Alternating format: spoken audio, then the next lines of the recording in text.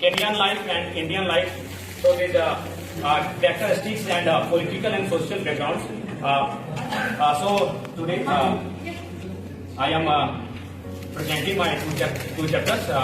Thematic comparison of the old woman and the cow and the petals of blood, and the second is social and political background. You have completed two chapters. Yes, sir. I have submitted 4 chapters before this, and today I am submitting my. There are so much of time. Let them know one thing. If I am not even hearing this, by the permission of the general. Yes, one. If you all are hearing him, are you not? Hope you are all hearing.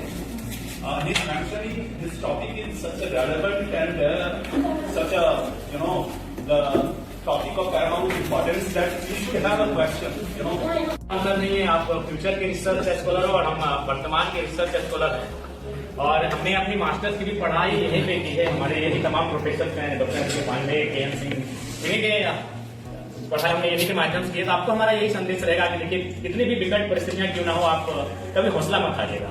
बेशक आज हम यहाँ पर एक MLA के रूप में देख रहे हैं, लेकिन मैं आपको बताना चाहूंगा, जब मैं मेरे जो परिवार की स्थिति ना, वो कोई सोच भी नहीं सकता है जहां से हम आए हैं।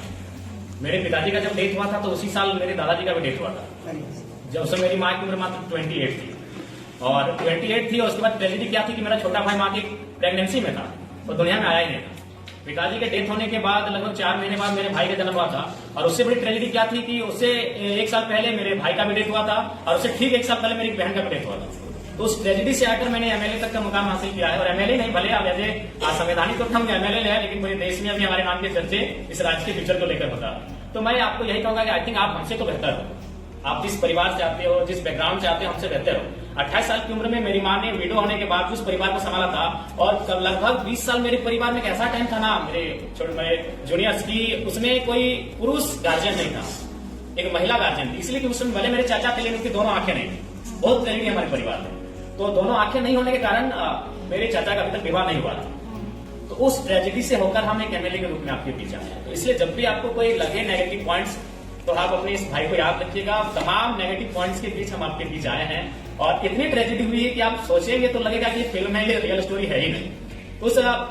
उस स्टोरी से हम उस ट्रेजेडी का सामना करने के बाद आपके बीच आए। तो हम ज्यादा आज आपको संदेश नहीं देंगे, हमारे बीच थोड़ा समय का अभाव है, और हो सके हमारे प्रेजेंटेशन में भी अगर आपको थोड़ा सा आज अगर कुछ समस्या लगी तो नेक्स्ट प्रेजेंटेशन हम उसको मजबूत करेंगे, क्योंकि समय का अभाव था।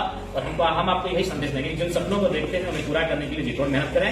बहुत बड़े से बड़े सपने पूरे होते हैं, आपके बीच हम एक एग्जाम्पल के तौर पर